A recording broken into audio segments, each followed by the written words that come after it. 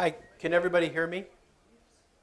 I'm John Colaluca. I'm the medical director at the Farley Center.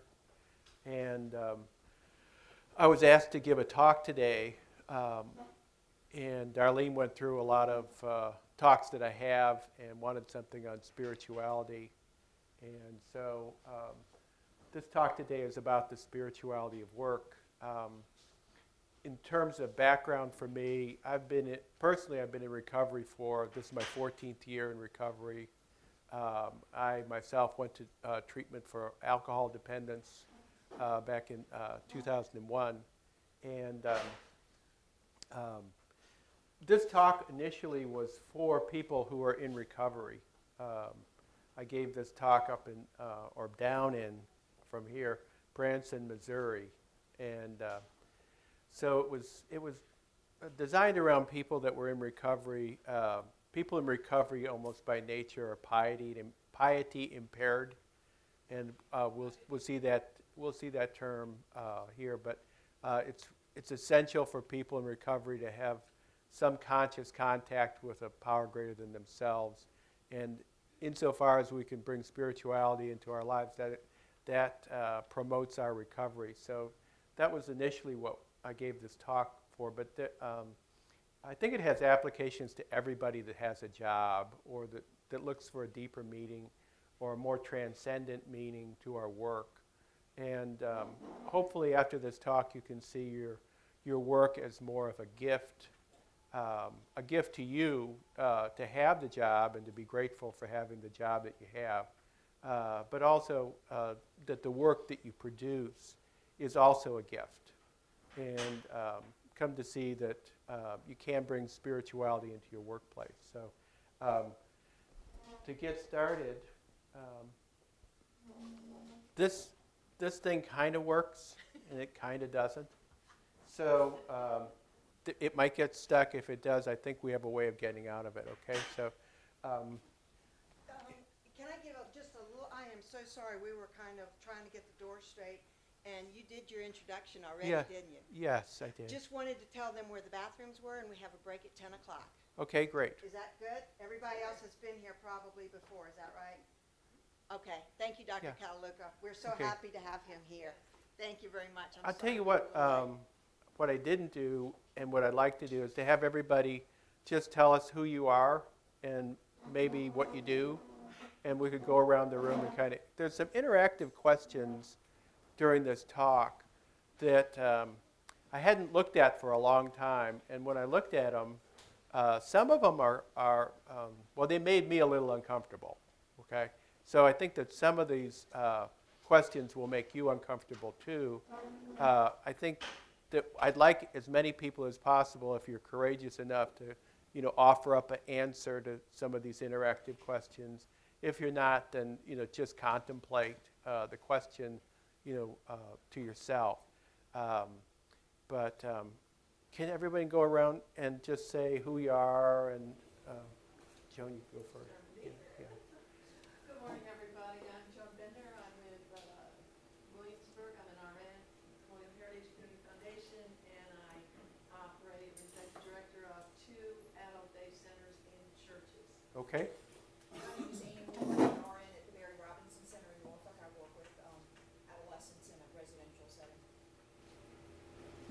Joanne Wagner with Family Living Institute here in Williamsburg, LCSW, Kids and Families. I'm also the disaster mental health coordinator at the local Red Cross. I'm Joe O'Brien, retired. I have an LTC, and an LSATP, which is a licensed substance abuse treatment. Great. Thank you. I'm Kitty Davis, and I work at Haynesville Correctional Center. Okay. Hi. I'm Margaret Ann Lane. I work for the Department of Behavioral Health and Developmental Services. I'm the planning analyst to the Office of Substance Abuse Services. Thanks, Margaret. Go over here or over here? Will Hatcher, LCSW retired. I will. Okay, I'm Beth, an independent evaluator at a psych unit in Kilmore. All right. Gentleman here, Who are you?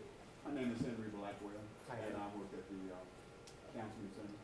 I'm a substance abuse counselor. Nice to have you here, Henry. And I'm Sherry Ann Streets. I also work for the counseling center and I'm a substance abuse counselor. hi, Sharon. My name is Laura James. I also work for the counseling center and I'm a substance abuse counselor. Hi, Lori. My name is Betsy Zimmerman, and I also work at the counseling center, and I'm a substance abuse counselor. All right, hi, Betsy. My name is Tamara Turner, same with them, counseling center, substance abuse counselor. Hi, Heather. I'm an LPC and a yoga therapist. Hi, how you doing? Denise Joyce, I am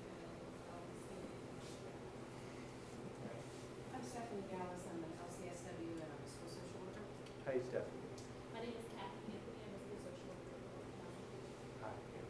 I'm Kat, I work here in the admissions department. Hi, I'm Betty Self. I work here in marketing, and thank everybody for coming. Carolyn Taylor, I'm a parish nurse. Hi, Joe. I'm Lana Wingate, Lana Wingate at King of Glory Church parish nurse. Linda Hoyle, sharp walker care nurse in town. Hi, Linda. Keep people 60 and over home safely. Hey. Pat Nunn, retired from Eastern State Hospital, LPC. Hi, Pat. Kara Marsh Williams, an occupational therapist. Nice to have you. And Jamie Ware John, girl licensed professional therapist at Family Living Entity. I work with children, adults, and babies. nice to have you all here. Okay, so let's get started. As you know, I'm John Colaluca. I'm the medical director over at Farley, and I've already given you my introduction. This talk about the spirituality of work is not my talk. It is actually my talk, but I didn't come up with any of these ideas. I'm not a preacher. I do some of this stuff that's in this talk. I'm not by any means an example of perfect behavior or perfectly spiritual or anything like that. I'm just a guy in recovery giving this talk. Okay, but the name of the book is called The Spirituality of Work, 10 Ways to Balance Your Life on the Job. And so here we have spirituality for the piety impaired. So we're really talking about bringing spirituality into the workplace and how to do that while we're at work. Talk reference points will be for those in recovery, but even those who are not in recovery are interested in spirituality. Generally, we in recovery are piety impaired, and anything that can help us develop spirituality will help us recover. And these are the words that were above the door. And Carl Jung, he's a noted psychiatrist. Sigmund Freud and Carl Jung started psychiatry and then split up, interestingly, into two schools. And Carl Jung had this inscription above his door: Biden or not Biden, God is present, which means that invoked or not invoked, or called or not called, God is there. That means even at work. Work can be a place of spiritual insight, comfort, growth, and opportunity where divine reality can be found and felt. We spend most of our waking hours working. 1/3 of our life we spend asleep. For some of us, it's less than that, but about that. And most of our waking time we spend at work. It would be a shame if we could not find God there and had to constantly wait to find Him only when we had free time. The creative energy of work can be tied to God's creative energy. And here we are, we're stuck again, but I think I know how to move this thing. There we go. Spirituality of work. What most people are used to is called contemplative spirituality. The prevailing spirituality that might be termed monastic says that we need to remove ourselves from the world and life around us and participate in prayer and meditation, prayer groups, Bible study groups, churches or places of worship, spiritual retreats, joining a religious order or monastery. contemplative spirituality seeks to travel inward and separate from the action of life to find God. And there's nothing wrong with contemplative spirituality. Most of us probably participate in that to one extent or another. But the spirituality of work is different.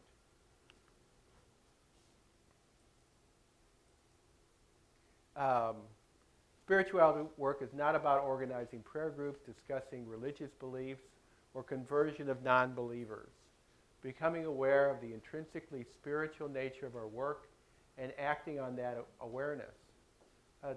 How to experience God in the hustle and bustle of our daily lives. Now, this isn't working at all. So spirituality of work is really an oxymoron. It's like jumbo shrimp or tough love. Work usually viewed as inconsequential or even with outright hostility by traditional religions.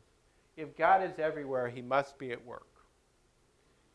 This is about a Buddhist woman who became enlightened and said that before she was enlightened, she chopped wood and hauled water.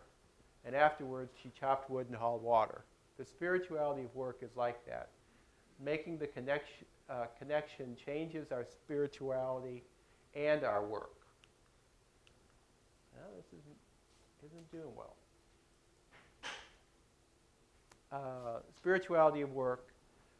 Genuine spirituality cannot be controlled. It makes demands on us and challenges us to overcome selfishness, to love from the depths of ourselves and establish community with others despite our sinful human condition. Is work punishment for our sins? Work seems the opposite of spirituality. So if work is so great, why do they pay us? Many religions view work as negative, and it is ignored or irrelevant to the search of God. Work was a punishment for the original sin. I mean, if you go back in the Bible and look, that was man's punishment for sinning, right? For much of organized religion, work is either ignored or held suspect. Spirituality of work, contemplative spirituality with its emphasis on silence, solitude, simplicity through prayer, fasting, study, service, confession, and worship, doesn't seem to work for most people in busy, noisy, crowded, and hurried lives at work. It doesn't work because contemplative spirituality relies on getting away from the world. The spirituality of work must engage in the world and transform it through spiritual disciplines designed for the workplace. And here's a definition for spirituality. There are probably others, but we're going to work with this one. Spirituality is a disciplined attempt to align ourselves with God and materialize God's Spirit in the world. Okay? Nah, this isn't working at all. Okay. Well, we'll do it this way. Work is all the effort, paid or unpaid.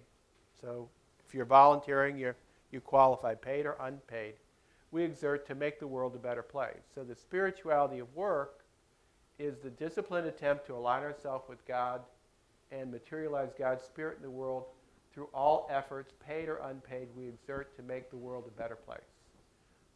A little closer to the way God would have it.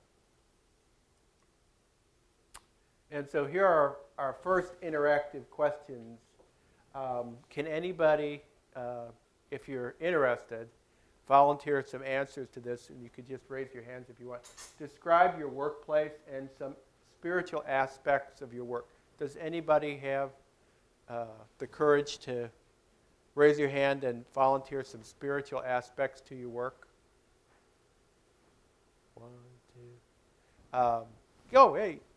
Every single person who sat in my office yesterday cried, and most of them were crying about things that cannot be fixed, like the death of loved ones, grief, loss, illness, and they all wanted me to say something to them that would make them able to understand it, or deal with it, or feel better about it. So you're saying that your work with them helps them feel better about what they can't control? And Okay, well, probably does, yeah. Go ahead. Correctional center. Uh, And so the spiritual aspects are difficult to find sometimes, because it's a lot about punishment. yeah. So, but I do Overcomers group, and it's a Farley Center way of looking at the 12 steps. So that's, some weeks it's for me more than it is for them. Right, yeah. Anybody else volunteer some spiritual aspects of your work? In the back, anybody? All right, well, let's move on. Do you sometimes see your work as punishment? Let's just have a raise of hands. Who here sometimes thinks of their work as punishment? I know all the Farley people do. Yeah. Okay, and who doesn't see their work as punishment? All right, so most of us don't see our work as punishment. That's good. Does bringing spirituality into your work in particular seem practical? Yes. Go ahead. It can be punishment to the clients that come in, though. Yes, absolutely. Absolutely. Does it seem practical to bring any spirituality into your work? Well, we're not going to get an answer to that. Okay. What? I know. What if any spiritual practices do you have or participate in? Does anybody say any prayers at work? Okay, so we got that. Do you ever read anything from the Bible or from 12-step material? Okay. Anybody have any sacred objects that they have that they bring to work? How many people have sacred objects? Okay, we got some at work. At work that you bring to work, okay? Because that's part of the later on talk. How many people here consider themselves piety impaired? I'm just going to raise my hand. Okay. Difficult to stay centered or difficult to stay focused on God's view for the world or God's view for you or your life in relation to a power greater than yourself. So I have that difficulty. All right. So would you like your work to be more enriching? How many people would like their work to be more enriching? Yes, go ahead.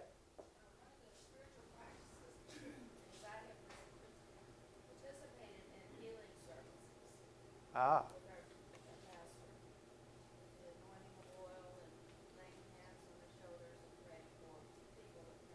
Oh, that's nice. Very good, very good. Yes, go ahead, Joe. My degree is in pastoral counseling. Uh-huh. Been in substance abuse for 40 years, and part of the disease of substance abuse is spirituality. Oh, absolutely. So it's always been part of my work, working with people. Thank you, thank you. Let me see if this has gotten better. There we go. It went to sleep. Criteria in developing discipline for spirituality work. You have to be able to practice the discipline in the workplace. Have to be able to practice it without disrupting our work. Have to be able to practice it regularly and consistently. That's the hard part. It must be triggered by some regular event at work. Okay? And you have to be able to practice it without anyone at work noticing. Okay? So let's see what we can do about that. No, it doesn't work. So the 10 disciplines for workplace spirituality are: 1, surrounding yourself with sacred objects,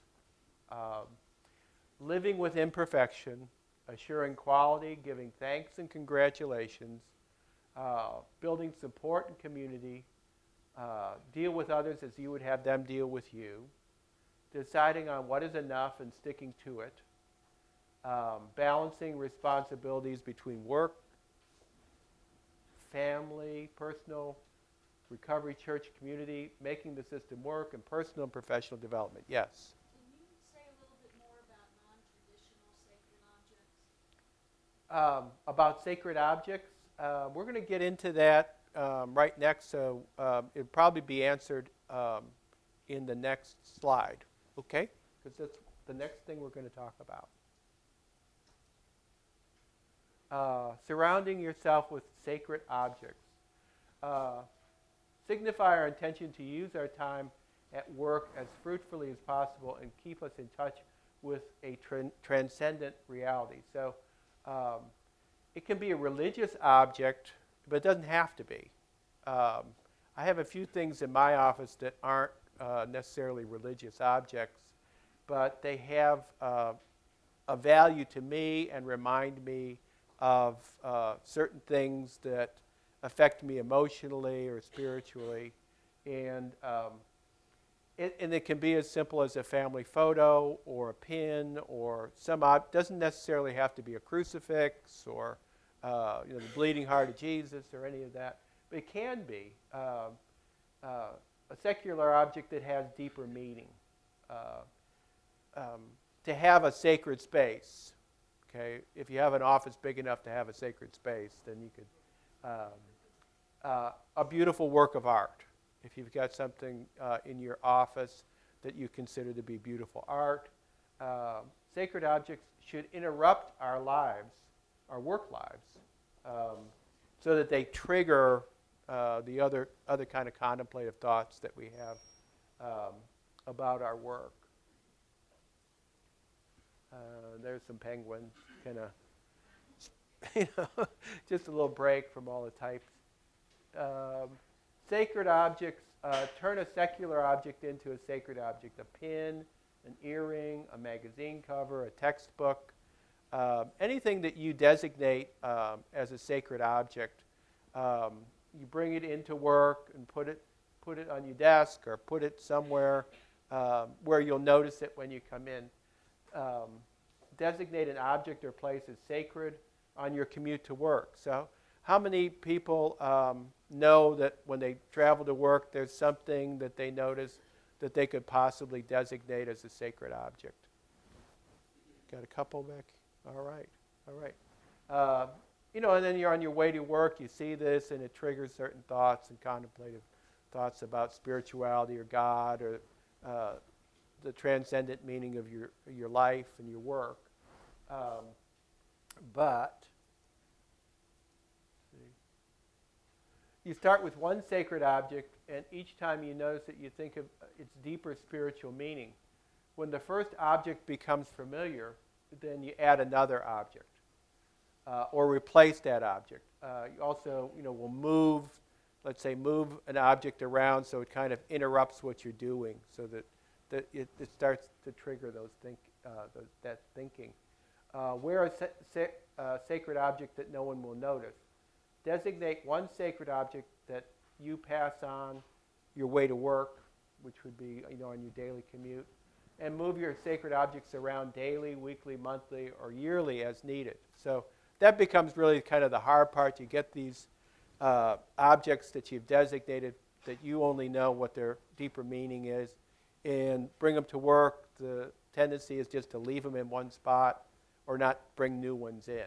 Okay, but that's kind of what starts everything is that sacred object on the way to work or in your office. And it doesn't, as said, it can be I knew somebody at the other treatment center. He had nothing but crucifixes all the way around his office.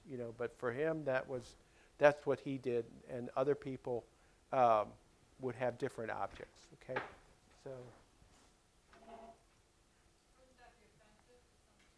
Yeah, sure. It would be offensive to some people, and that's why a lot of times, I don't really have any crucifixes in my office, but at least not in plain sight. But for some people, they're different, and they want to pretty much advertise, what kind of spirituality they have. Yeah. Over the years, I have a framed picture of the Serenity Prayer right in front of my desk. Yeah. And I use that in therapy all the time, no matter whether it's working with substance abusers or people with depression or any other kind of condition. They can see it, and when I come in the morning, I read that prayer. Well, that's a perfect example of a sacred object because it triggers that centered, God-centered thinking, and all of a sudden you're viewing your life slightly differently. And I know when I say the Serenity Prayer, there's always something I think about that I have no power over, or something that's troubling me, and for some reason it's slightly better after I say it. So, yeah, go ahead. I feel like when people come into therapy, many of them have a lot of anxiety about what it's going to be like and who I am and what's going to happen.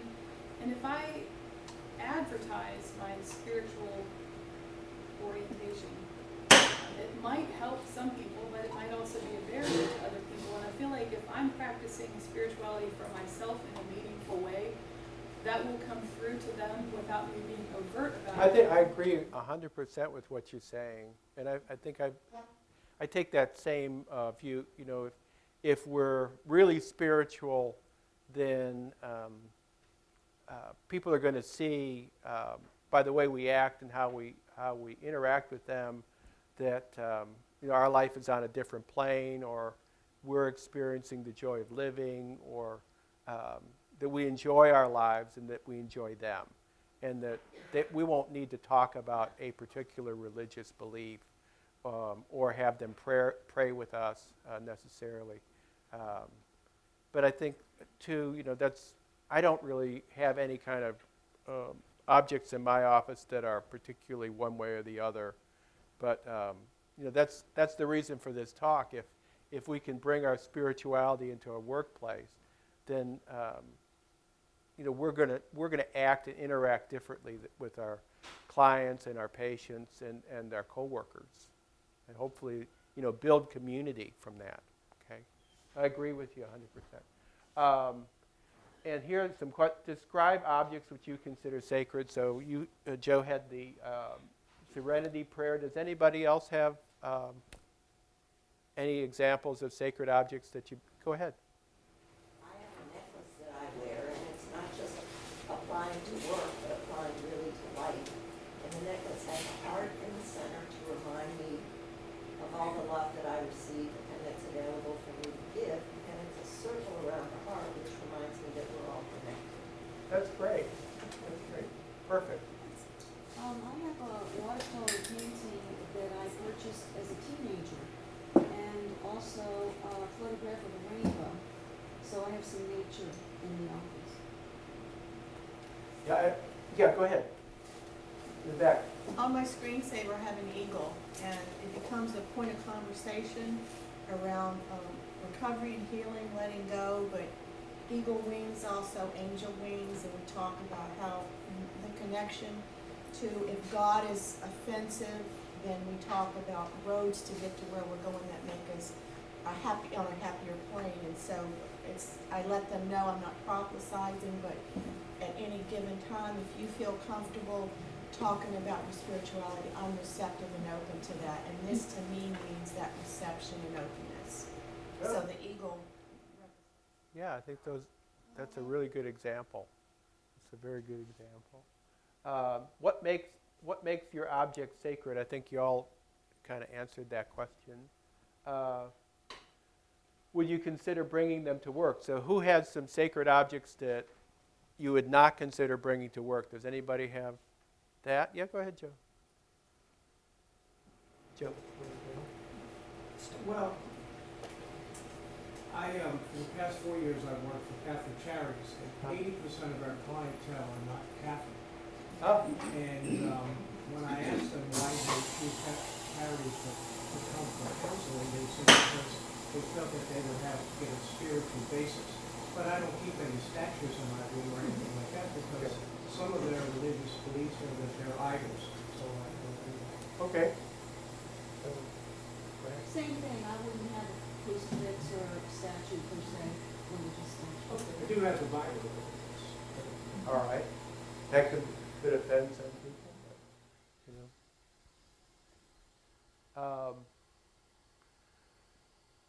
Is there someone who notices anything at work, on your commute to work, that you would consider sacred? Anybody? Go ahead, You know, John. I know you're talking about objects, Uh-huh. but for me, it's music.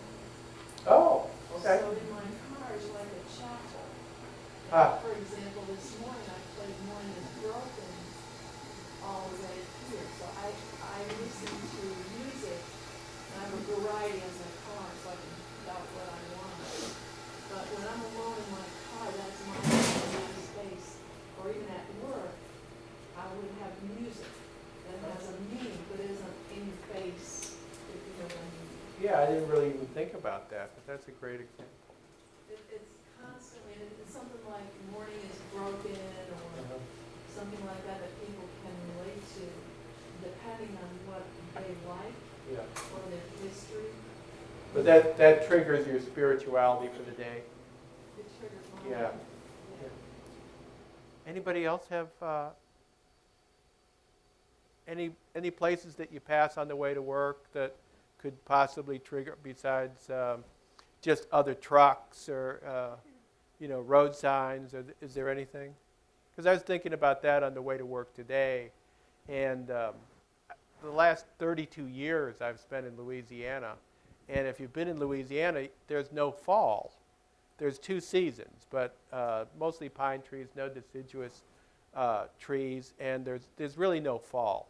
And I was driving on down 64 to the way to work today, and all the trees have changed colors, And so I guess that when they fall off, that'll be that. But it's just the trees on the way to work and how beautiful it is. Hard to see the beauty when you're driving on the interstate, but it really is a very beautiful fall that we have here in Williamsburg. And so I appreciate it because I haven't had fall for a long time. Do you have a space at work that could be sacred? Does anybody have a space at work that could be sacred? We had a question in the back. Well, I was just reflecting back on, on the drive to work and other places, other people's shrines and memorials to people who have had tragic accidents along the roadway. That's something that kind of, keeps me balanced when, because on the way, there's several of those, and some are very well kept, some are not. But those kind of remind me how tragic life can be, but how valuable it is. Right. And how missed we would all be if we were not here. So. And how lucky we are to be alive. Yeah. All right, that's a good example. And we already answered that, what misgivings, and so we're going to move on to living with imperfection. The second spiritual discipline is based upon making a positive out of a negative. The negative is that we all make mistakes at work. The positive is that we can find God in the midst of them. At God's fruit stand, there are only seeds, not perfect fruit. God leaves it up to us to develop the potential in our work and ourselves, however imperfectly.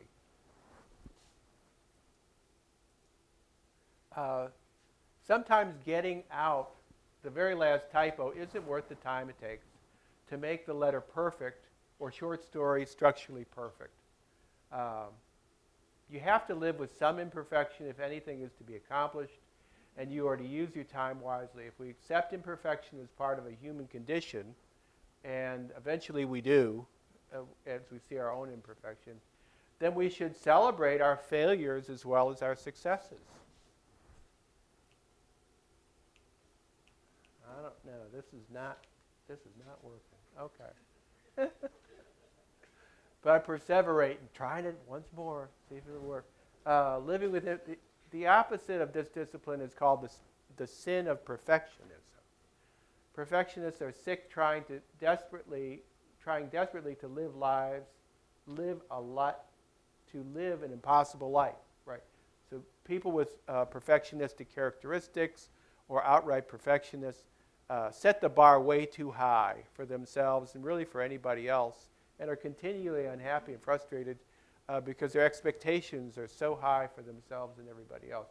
Predictably, they make a mess of work they are attempting to do. They drive their colleagues crazy and damage their own spiritual lives.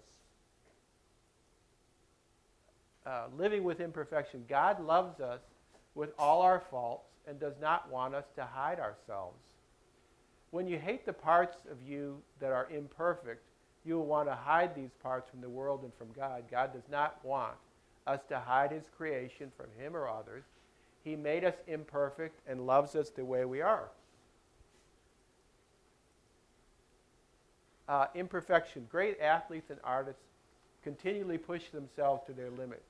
They risk failing and showing their imperfection. They get out of their comfort zone. Sometimes they achieve greatness because they risk showing their imperfection. Living with the imperfection of others. Sometimes we are justifiably irritated when co-workers don't do their work correctly, especially when it costs us money. This discipline requires us to step back and reconsider before we issue a reprimand. We can be more accepting of someone getting our lunch order wrong than we can if the mistake is made at a nuclear reactor, right? But sometimes we can't. Sometimes that person at the lunch counter just has to be taken to task for making a mistake, right? Living with the imperfection of others. We should also ask why the mistake occurred. Is it plain laziness, an attitude of carelessness, which is hardly spiritual and is hard to justify? Imperfect work from someone who is exhausted or laden with family problems is understandable. Imperfect work from somebody who is being exploited or underpaid is also understandable. Imperfection from a worker who is attending to another customer might be a good reason for that person to make a mistake. Living with the imperfection of others, think of all the reasons we have had for the mistakes that we have made. Were we bad workers or out of touch with God's creative energy? Our mistake proves how wonderfully human we are. Forgive us our imperfections as we forgive the imperfections of others. Discovering the spirituality of imperfection. Living with our imperfections gets us in touch with God, reminds us of our human frailty, and reminds us to be God-dependent. Living with our own imperfection helps us forgive others. May help us understand God's imperfection. Has anybody ever thought that God was imperfect? Huh? Maybe. Creation is full of mistakes and imperfections. Look at our own genetic code. There are amino acid substitutions or nucleic acid substitutions that cause mutation, and it's also in the process of adaptation. But our genetic code certainly isn't perfect. And there are mistakes that are made. And some of these mistakes can be adaptive for certain environments, and some are maladaptive. Okay? So mistakes in one arena can be successful adaptations under different circumstances. Consider our jellyfish friend here. Beautiful in one sense, but maybe to another sense, really very imperfect and impractical. Discovering the spirituality of imperfection. By living with our imperfections, we are being perfect the way God is. It's not that we don't make mistakes or leave anything undone. Perfection is purity of intention and honesty of effort. Living with our imperfection reminds us daily that we are part of God's creation and part of his kingdom on earth. Imperfection gives us a reason to not take ourselves so seriously and to laugh at ourselves. Practicing the discipline of the spirituality of imperfection. Pick one thing at work that you would consider a trivial mistake. Make it your goal. Share it publicly with others, and celebrate with others when it occurs. Has anybody ever thought about Celebrating the mistakes that you make. We celebrate our successes. Why not our mistakes? Make a list of all the good reasons you do imperfect work and add to the list when you come up with new reasons. Reflect on the humanness you share with others when you encounter imperfection at work. Learn to say, forgive us our imperfections as we forgive others. When you view art and sports, give thanks for the imperfection that you see. Judge others by their purity of intention and honesty of effort. Okay, so here's some uncomfortable questions. Anybody here a perfectionist? Okay, all right. Are you a good perfectionist or a bad perfectionist? Can anybody share with us a trivial mistake you made that harms no one? Okay. Does anybody want to volunteer a mistake you made that caused no one any harm? Okay, well, just something to think about. What are some good reasons to do imperfect work? Does anybody know any good reasons to do imperfect work? None? What if there's not enough time to do perfect work? What if you have to get the work out imperfectly? Okay, I mean, maybe the basics are there, but the adornments and all the particulars aren't there, but you need to get this work out. You've only got a certain amount of time, and let's get going. We got to get it out. So if it doesn't look that good, all right, but we have to get the work done. So time and our ability to produce, it may not be worth the time to get everything perfect, right? And certainly, I think every one of us knows people, let's say in my field, that see patients, and they may see a number of patients, but they may not be able to spend enough time with each one of them. But you have to do your own value judgment to say, well, if seeing 30 patients in kind of an imperfect way sees 30 patients, and then the other doctor sees 10, and really does a bang-up job, which is better? Well, there's more people that are cared for on this side, less people, but maybe they got better care. So, there's different reasons for doing imperfect work, right? And I think time and effort that we want to expend has a lot to do with it. And also just our own personal judgment on what's enough. Should I be here until 9 o'clock at night? Or do I want to get out of here at 5:30? So those are some reasons to do imperfect work. What are the imperfections you can't forgive in others? Anybody want to volunteer imperfections you cannot forgive in other people? Nobody? Dishonesty. Okay. Who said dishonesty? Oh, okay. Can't forgive that enough. Does anybody ever tell a lie here? Anybody? I'll raise my hand. Okay.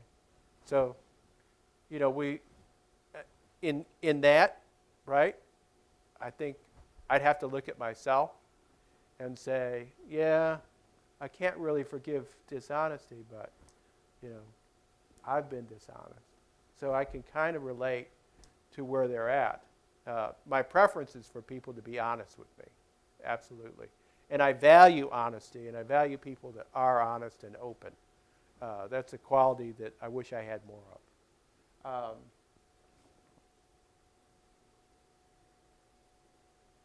With art and sport, what imperfections in art and sports do you enjoy? Go ahead, Joe. Well, when the receiver on the opposing team that I'm cheering for drops a pass in the end zone. Yeah, exactly. Or you've seen those baseball bloopers where the two guys run into each other, or basketball when the guy comes over with the ball and then smashes the glass in the back of the, right?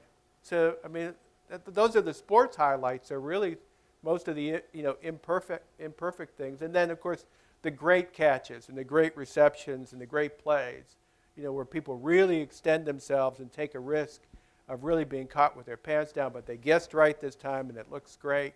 But and a lot of it that we enjoy is the imperfection in the world, especially with sport.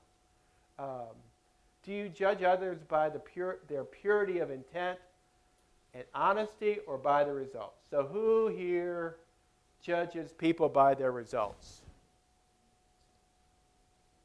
1, 2, okay. And what about the purity of intent? Okay, purity of intent and honesty. Who uses that as a yardstick to judge other people? Okay. So it's kind of a hard question, isn't it? I think it's a What's that? I think it's both, like, Yeah. but they're weighted differently in different situations and with different people. It's hard to argue with results, isn't it? Yeah. Yeah. All men bow down to accomplishment, and women too. But sometimes we cannot, under the circumstances, attain that level of accomplishment, but we're honestly trying and doing the best that we can. And I think from that we can forgive others, but we can also forgive ourselves when we fall short in our job or don't get the results that we were looking for. Because we cannot plan the results, but we can do the footwork to try to get those good results. So, but I agree with you. I do both. But I appreciate results, and I guess for the most part I'm judged by results too. I guess I'd like to be judged by my intention though. Right? Okay. Yeah, go ahead. Sometimes it's really hard to do that. I would like to judge by Gloria and honesty. That if somebody is supposed to do a job and is not qualified in doing it, but has the best intent of Yeah, that's hard. it's very hard. I would like to give that person credit for it, but I don't think I could leave that person doing that job hurting others. It's hard to trust that they'd rise to that level of attainment that we need, right? Yeah. Yeah. Nicest person, and he's got really He good really wants intentions to and fix your everything, plumbing. but he doesn't fix it But- and goes away and leaves it still, my toilet's still not running. Then, yeah, yeah, then I'm gonna judge him by the results.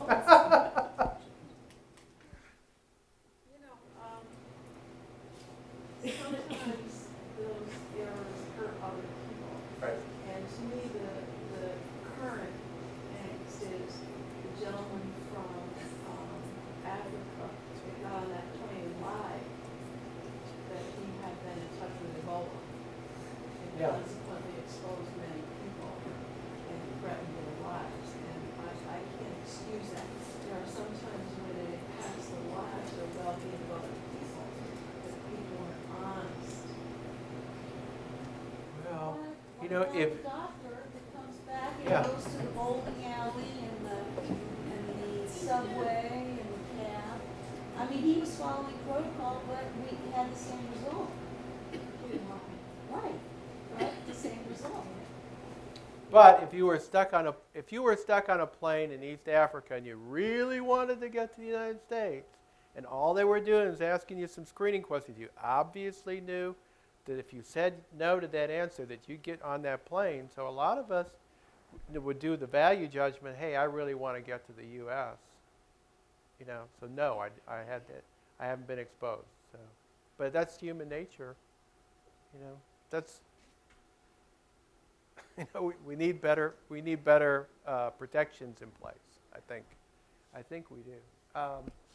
Okay. How do you prefer to be judged? By your results or by your intentions and honesty of effort? How many want to be judged by their results? Yeah, I do too. And then how many want to be judged by their intentions, honesty of effort? I do. So I'm going to raise my hand on both of them. I'll raise my hand on both of them. Okay. Assuring quality. Now, it's fine to allow imperfection in our work, as long as it doesn't hurt anybody, as Joan said. But what about assuring quality? Because we really need to be interested in producing quality work. While it's well and good to live with our imperfections, we can never use that as an excuse to do less than our best work. Always strive to do your best work. Ensure quality in your work. It increases your job satisfaction and the job satisfaction of other people. And it's a cause for giving thanks and celebration. So it said, you know, we should maybe occasionally celebrate our mistakes, okay? But it's the quality in our work that we really want to celebrate, right? Because then our work becomes a gift. And then we have a nice picture to break up the monotony of my talk. And assuring quality, if our work is to have a transcendent importance, it must be of high quality. Invest the time to make your work excellent. Think of your work as a gift. Time frames and quality standards for our work must be realistic. Accept the limitations and imperfections and strive to do your best work under the circumstances. Practicing the discipline of assuring quality. Make a list of the blessings your work brings to you, updated periodically. Pray each day for quality in your work. Try a method each month to reduce your errors and increase quality. Enlist the help of others with you that work with you. Try to have your company adopt that method into its policies and procedures. Okay, so here's some questions. What sort of quality assurance do you have at your workplace? Does anybody want to? I know we have quality assurance here. We have quality assurance over at the Farley Center. Who developed the policies for the quality assurance that you have? Does anybody know who developed the policies? Because I mean, I just came on board here 5 months ago, and I don't know who came up with the policies. And I've asked other people, and they don't seem to know either. But that's just the way we've always done things, you know. So I guess the point of this is to kind of look at the policies that we have at work in our workplace and start evaluating some of these policies as being either good, bad, or to take an active role in maybe forming some of our policies that are really good or bringing new policies into the workplace that would improve our efficiency or time or our interaction with our patients or clients. What things about your workplace are you most grateful for? So what are you most grateful for from your workplace?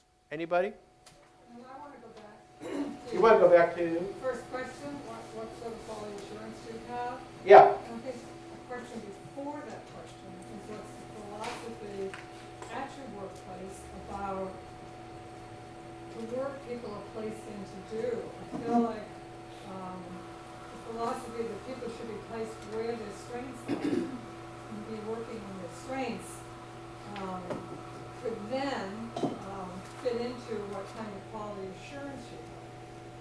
Because your quality of your work is based on your strengths, and if you have a match between your strengths and your work, it will produce the quality.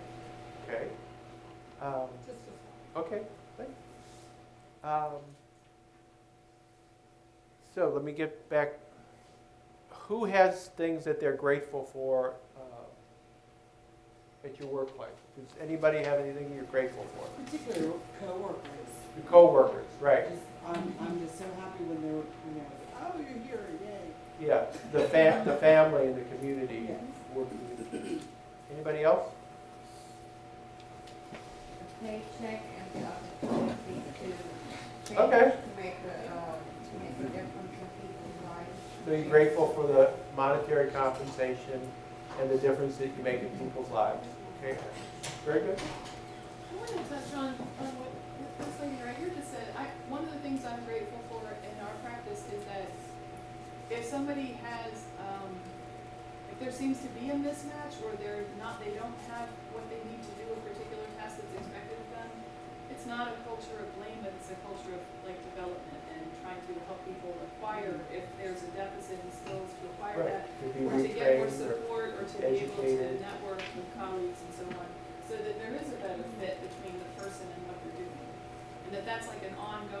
development, attitude, I'm grateful for. Yeah.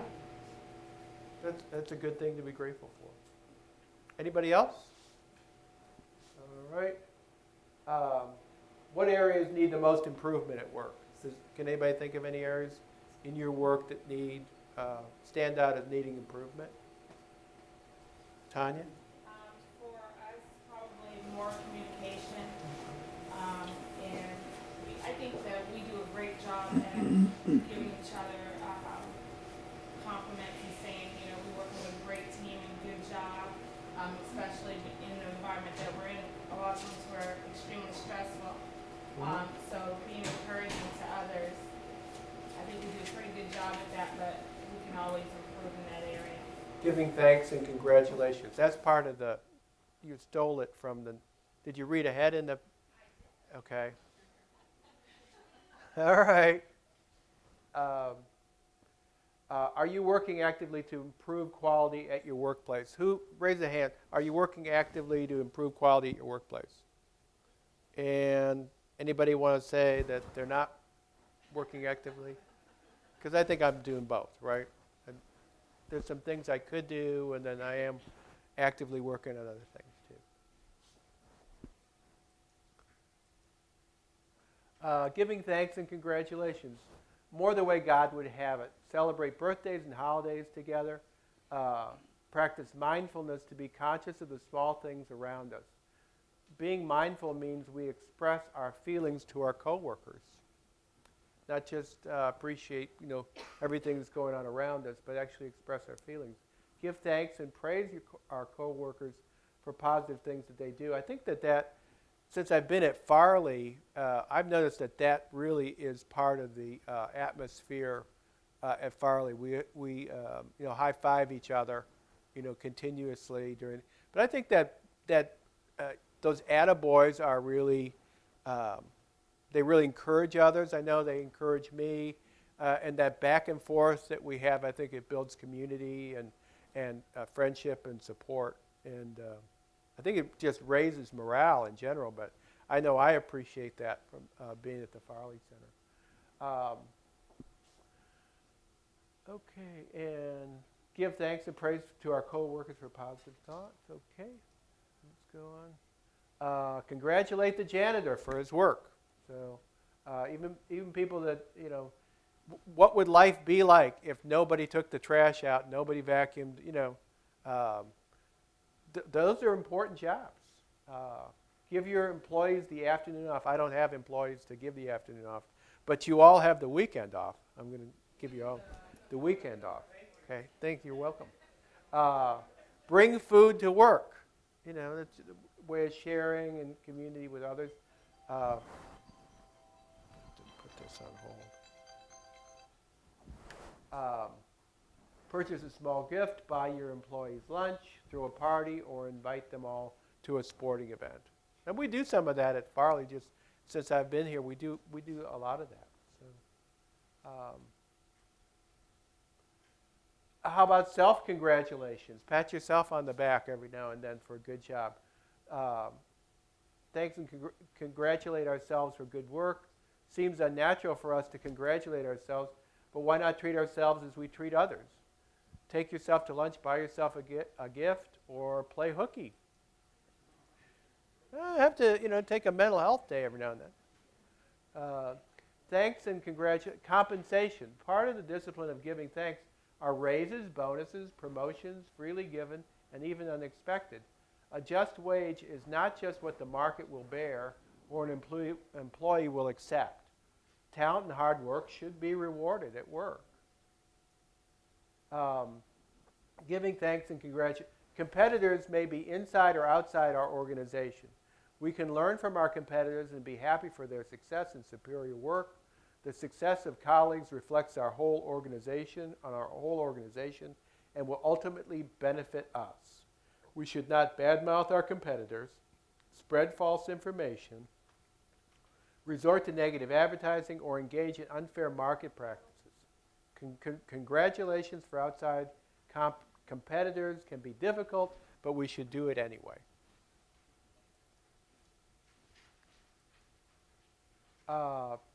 practicing the discipline of giving thanks. List 5 ordinary ways you give thanks to others at work.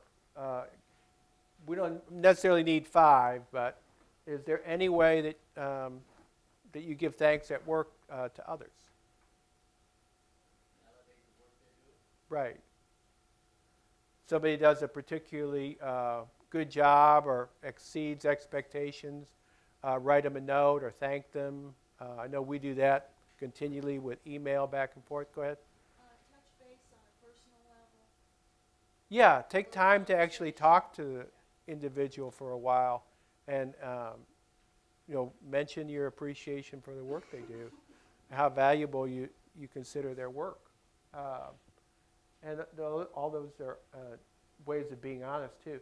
Think of someone at work who deserves recognition and thank them. Mark the calendar each month for someone else to thank. Once a week, thank yourself with a small reward. Once a year, review if you're justifiably paid, and ask for a raise if you're not. Find a competitor each month you can congratulate. I don't really run into a lot of competitors. I don't know that, but maybe, different people work in different places, so say a prayer each day and give thanks for work.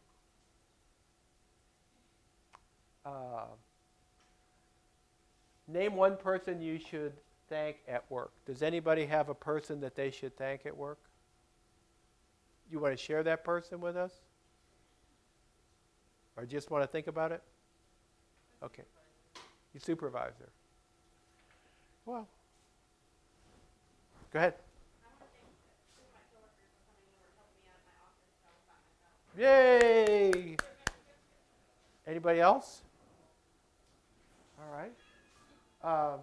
List some of the ways you celebrate at work. Anybody have any celebrations at work? Kat,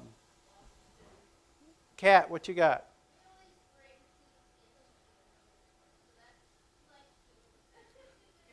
Food is universally accepted, right? Any other ways? Okay. I think it was time for a break. Everybody could use a break, right? All right. So we'll pick up where we left off, okay? Can everybody hear me? We're going to have to start because we've only got about 45 minutes and I have way too many slides here. I didn't really time this well.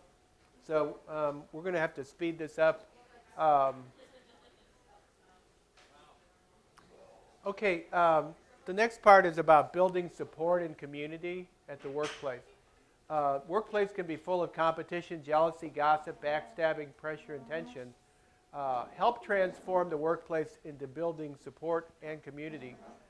Direct results of giving thanks and congratulations is the building of community.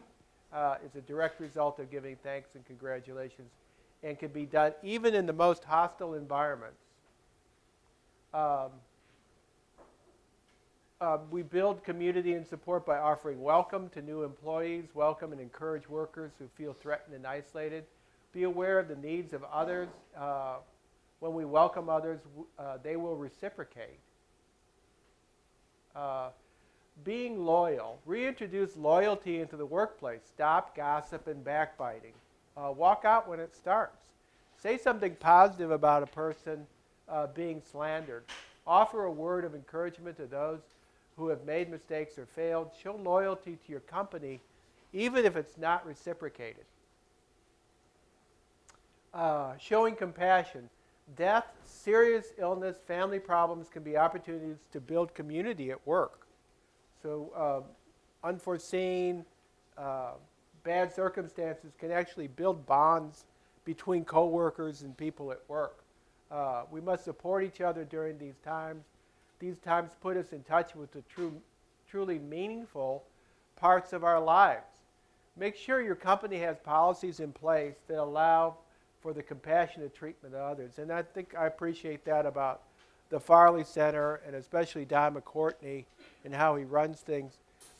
He's a very compassionate person and the policies, and really even Diamond Corporation, have got compassionate policies in place for their workers. So, I mean, I think this is a great corporation and a great company that we're all involved in. And, okay, so make sure, and having fun. Building support and community means introducing fun and joy into work. Tell jokes and kid around. Organize parties, dinners, after-work activities. Start a baseball team or a bowling league. A happier workplace is a more productive workplace.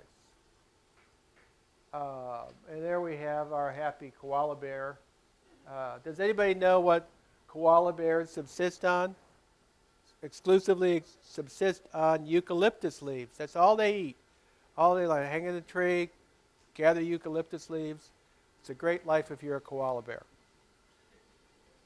He looks happy, doesn't he? Okay. Practicing the discipline of building community support and community. Go out of your way each week to welcome the newest person at work with a random act of kindness. Do the same for a coworker who feels threatened or isolated. When backbiting starts, point out the person's good qualities or walk away. Encourage those who have failed or made mistakes and remind them of the good work they have done. Inject fun into the workplace by joking around and organizing fun activities. Now here are some of the questions. Can you give the name of one person whom you could welcome at work? And if you can't think of it, maybe you could think it to yourself of somebody, new person that maybe you could welcome at work, or you can give us all the name. Anybody have any names? Okay, next question. Yeah, go ahead, Jim. I don't have names, but when I was working, I had interns, and welcoming them into the program, orienting them. Okay. Name someone, and you can just kind of say this to yourself. Name someone who you believe is threatened and isolated at work. Okay. What is mindfulness? Does anybody have any idea or concept of mindfulness? Does anybody want to share a definition for mindfulness, or what mindfulness is to you? Go ahead. Okay. And go ahead. What's that? Focusing on what's happening right now. Right, being in the moment. Right.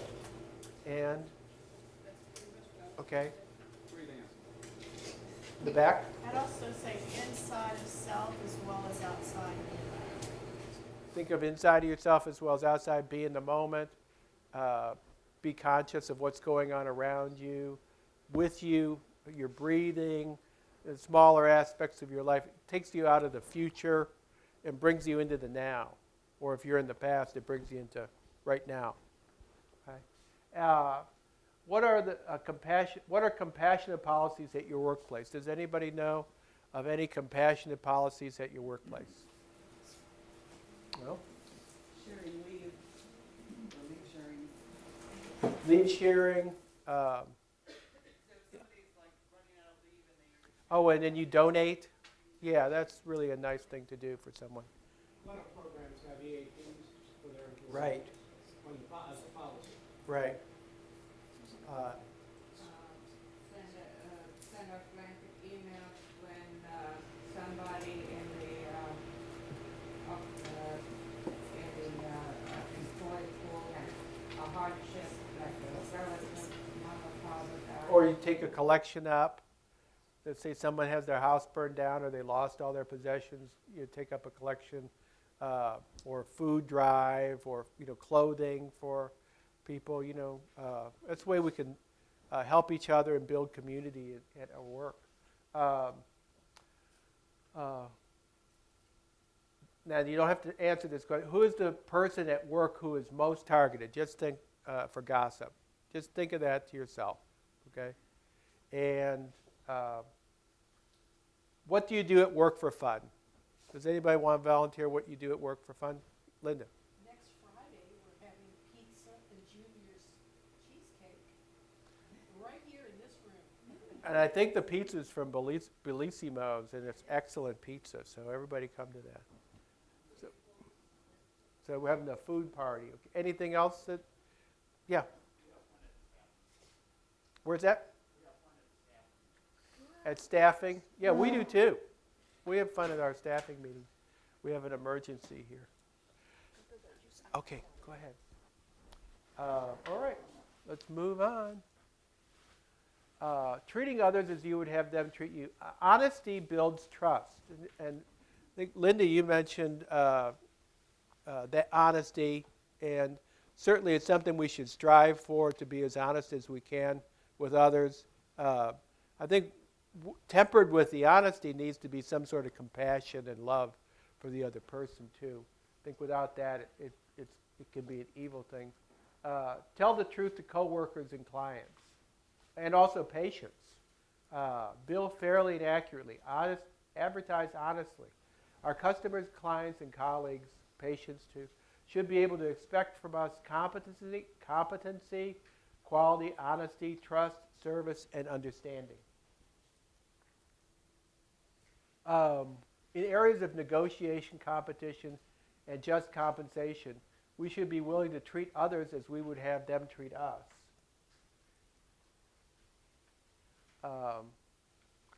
Examine your conscience each day on how we treat others each day and how we can plan to treat them the next time. That's part of step 10 in the recovery program, is taking a daily inventory of what we've done and how we could have treated others better, and making amends to other people if we've offended them or hurt them in any ways, to immediately admit when we're wrong and take corrective action. So that's part of the 12-step program. But I think in everybody's lives that would be a good idea. Take a moment before each encounter to decide how we want to be treated. Keep track of the times you treated others as you would have them treat you, and the times that others have reciprocated, and watch the list increase. Interactive questions. Give an example of dishonest or unfair business practice in your business. Does anybody want to volunteer? Okay, well, just think of it. Have you been dishonest with coworkers or patients, or why? That might be something that you want to think about too. Has anybody been dishonest with patients and thought that there was a good reason for that? The only reason I can think of is having compassion for that other person, that maybe they can't handle the truth right now. Maybe they can't handle it right now. Okay, so your concern for them would outweigh giving them the full answer to a question. Okay. Unfair billing. Share some examples. Does anybody know of any? If you know of any, why don't you keep it? Just think about it. Unfair billing. I don't know of any. How do we rate our compensation? Okay. How about you compensate your? How about how you compensate your employees? I don't have any employees. Who here thinks they're fairly compensated? Raise your hand. If you think you're fairly compensated for your work, who thinks that they're unfairly compensated for their work? Okay, so we've got more than the positives. Okay. Okay. Deciding what is enough and sticking to it. It's an underrated virtue. There's never enough time, money, energy, or attention at workplace. We need to decide what is enough and stick to it. Enough money. So how do we decide when we have enough money and material goods? For most of us, we simply need to admit that we already have enough. Remind ourselves that we've already been blessed with material goods, and there are less fortunate. That's not a good sentence. Okay, but there are many less fortunate than ourselves. For most of us, we're making ends meet. We will always have the desire for more money. Have to decide how much stuff we need and what we're willing to do to get it. If it is enough to be middle class, then we have to maintain that standard of income. If we need $50,000 for an Ivy League school, we should set ourselves on that goal. Enough money. Decide what is enough and stick to it. Write down our financial goals each year. Meet with your family to adopt them. Decide what we need for ourselves and how much we plan to share with others. enough time. Decide how much time we're willing to spend at work. Our paid employment is the greatest consumer of our time. Decide how much time is enough. We also need sleep. Some of us more than others, right? There's also marital family responsibilities and the work of raising children. And that requires time. They don't raise themselves. We need time for our leisure activities and for hobbies, and also to maintain our homes and our vehicles. Wasting time, watching TV, surfing the internet. We continue to do this because we aren't disciplined. We will never have enough time until we decide what is enough time for our activities in our lives. Enough effort and success. Sometimes the effort to achieve success may not be worth it. Our goals may be too high or too low. Sometimes we must settle for what we can reasonably do and accept the seeming failure. It should remind us that it is not by our efforts alone that we succeed, and that God has a part in all of our work. Failure and incompleteness is part of the human condition. Let me just get a drink of water.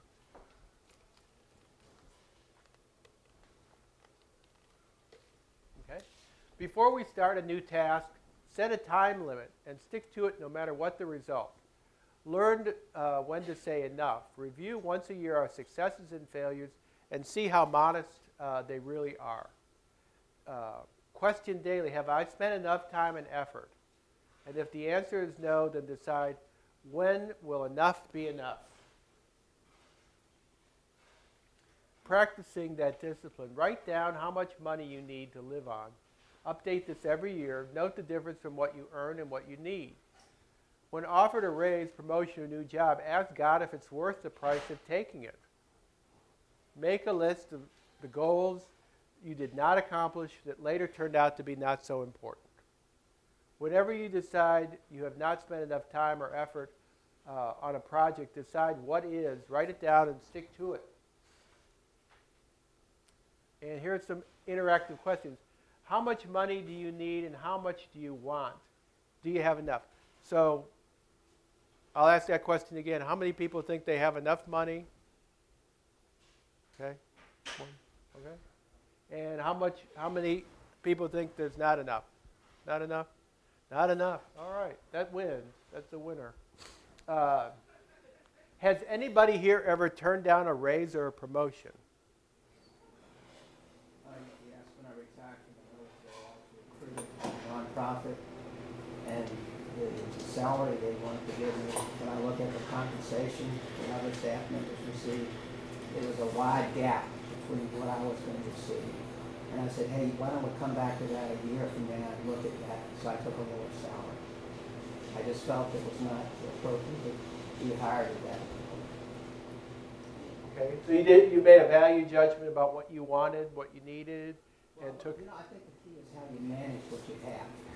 Absolutely. People always want more, but you look at how you manage. But this was an issue to me about staff morale.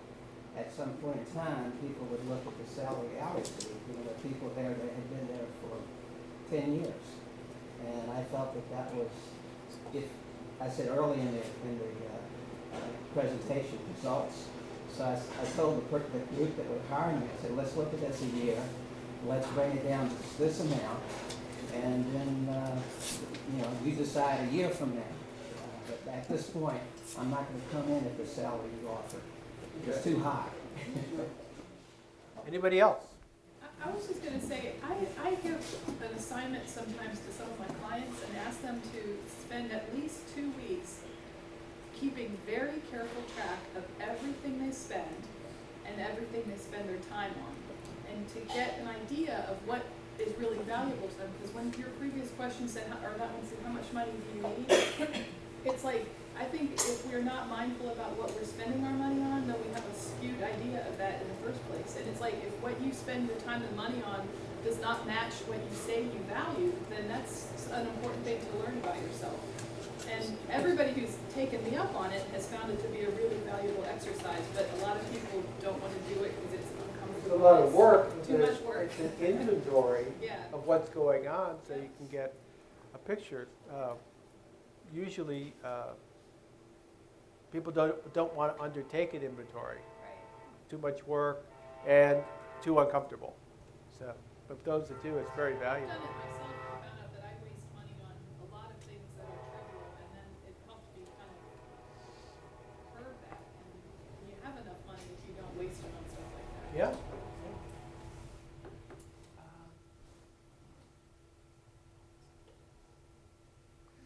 What area of your life do you spend the most time on besides your work? Anybody want to volunteer?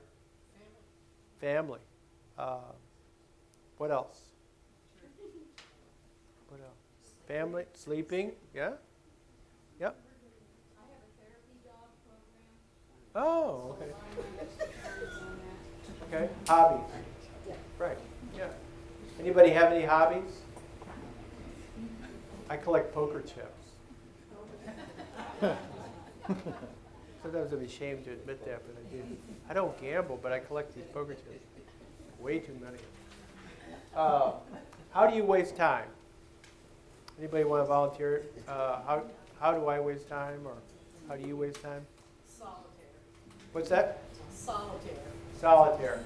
Computer games, too much time on the internet, too much time watching TV. Okay. Share a goal you set that today doesn't seem important. Does anybody have a goal that you set your heart on that, and today doesn't seem that important?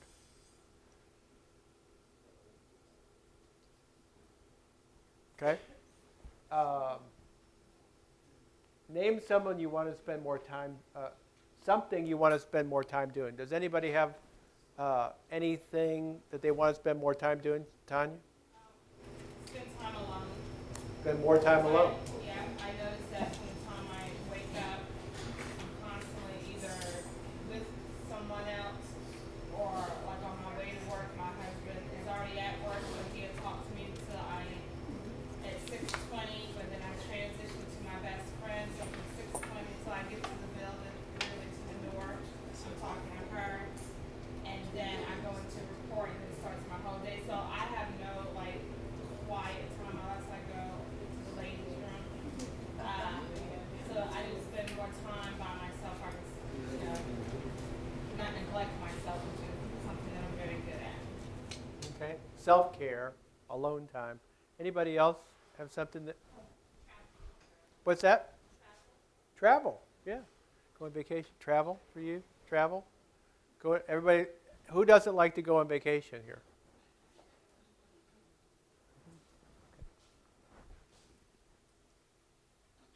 All right. Nice place to take a vacation to or be at, right? And balancing responsibilities. Work, personal, marital, family, recovery, for those of us in recovery, church, community. To be spiritually healthy, we must restore balance. Balancing responsibilities. Saying no. The hardest word for anyone in recovery to say or hear is no. People in recovery, if you're associated with anybody in recovery or patients, or have really poor boundaries. And the underlying problem with poor boundaries is the inability to hear or say no. No to yourself, no to other people. Okay? We must say no in our lives to be able to balance, to be balanced and live wisely. In all areas of our lives, we need to use this word no. If we don't, our lives will never be in balance. Balancing responsibilities. One approach might be to balance each yes with a no, to drop one job responsibility for each new one we take on, organize our time more wisely so we can say yes more often, but above all, say no. Keeping our promises. Part of living honestly is to honor our commitments. When you commit to doing something, consider it before you commit to it and actually honor your commitment. That's part of being honest. When we say yes to something, we need to keep our promise. Even promises to ourselves. When we make a promise to ourselves, we need to keep it. We need to honor that commitment. Keeping promises allows us to balance our lives. Learning flexibility. Sometimes we give a little in one area of our lives in order to fulfill our responsibilities in another. This may mean leaving work undone to keep our promised appointment for dinner at 6 p.m. Okay? We'll just have to catch the work later. At work, it can be as simple as rescheduling a meeting, postponing a deadline, giving someone a second chance, or redefining success. Flexibility should not increase imbalance. It should help us and help us and others achieve spiritual balance. Practicing the discipline of balancing. I don't think that's spelled correctly. Well, anyway. There's a mistake I made on purpose. See? That's not, it was late last night, so. Say no 10 times in the mirror, then look for one opportunity each day to say no for real. Before you say yes to a new responsibility, consider what you'll have to give up. Make a list of the major promises you have made in each sphere, and each week change your schedule to fulfill them. Plan some quality time each week in one area that you have neglected. Which person or area in your life do you find most difficult to say no to? So who has a person they have or an area of their life they have difficulty saying no to? Anybody? Volunteer?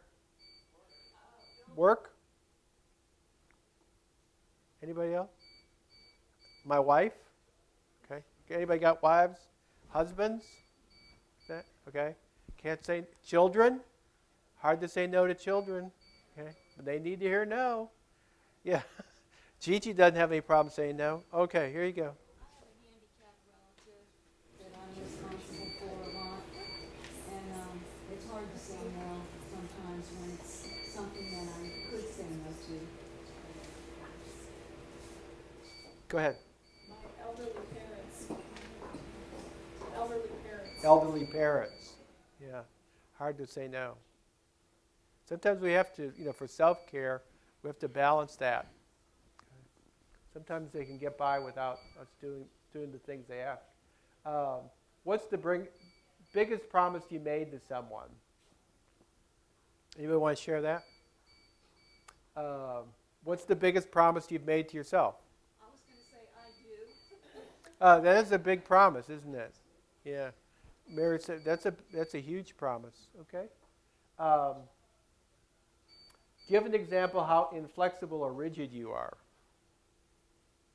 I mean, I can give an example myself.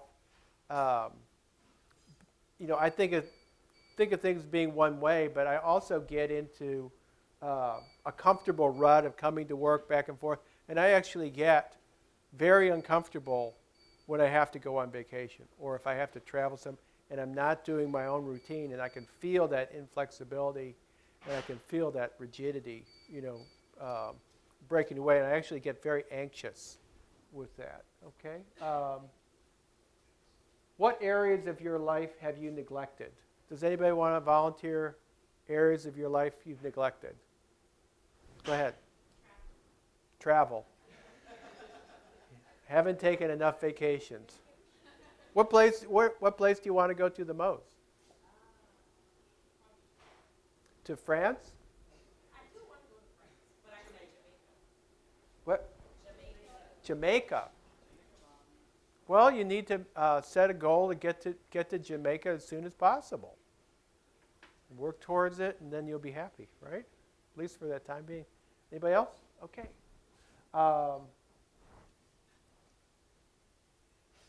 Making the system work. Make a list of the things that you need to change in each institution you live and work. Make another list of the things in the institutions that are things these institutions do well that you need to support. Each year, pick one thing from your list to either change or maintain that policy and procedure.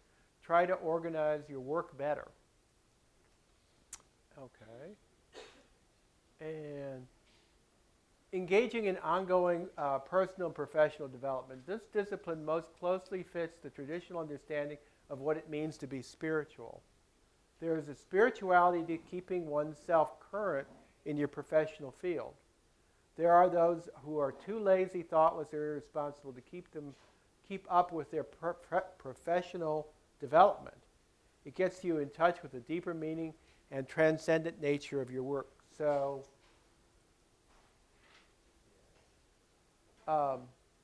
if we are tired, sick, or does anybody have something they want to say?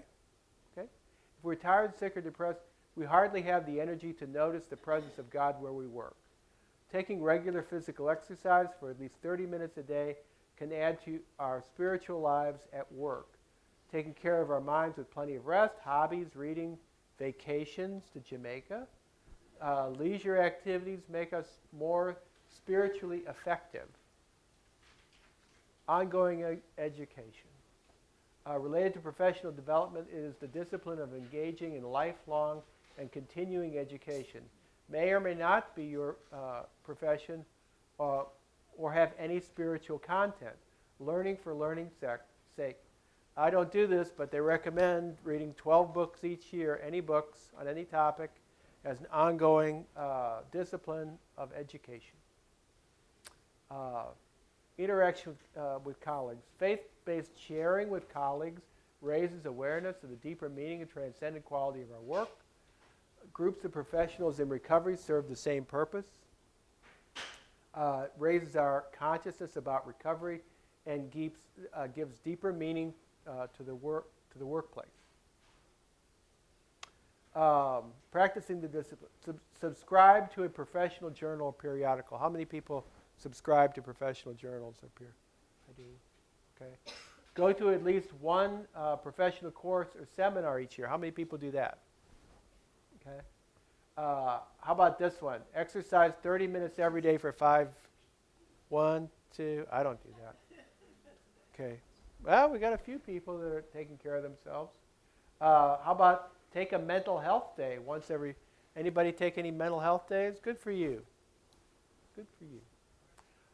Read a book a month that has nothing to do with your work. How many people do that? Oh, wow, very good. I'm jealous. Join a faith-based sharing group with your colleagues or find someone to go to lunch with to discuss the deeper meaning of your work.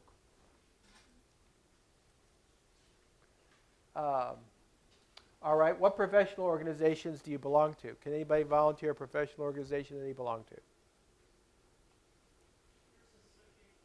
Nurses? Okay. Okay. All right. I go to the American Society of Addiction Medicine conferences, and that's what my group is. Name continuing education you do each year. Anybody? You go to conferences each year, or the same conference each year?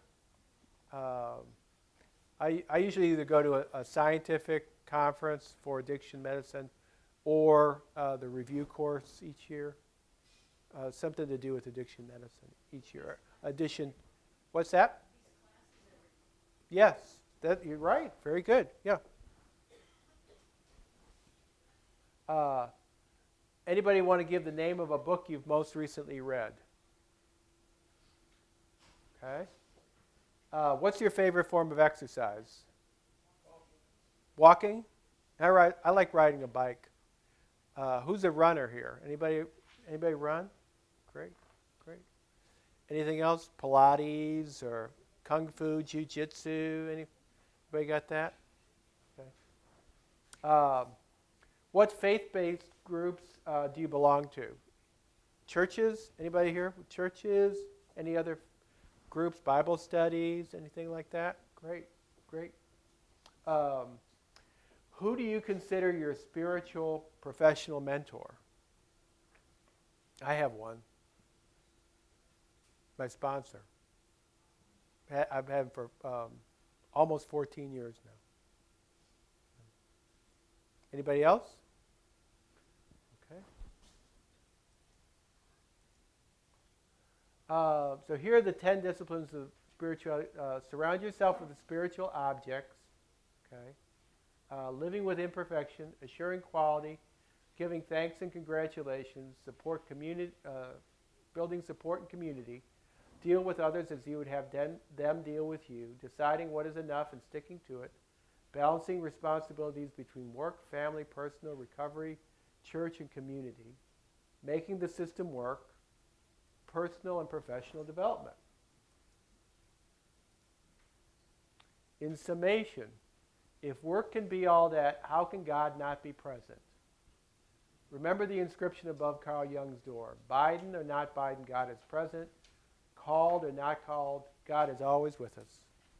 And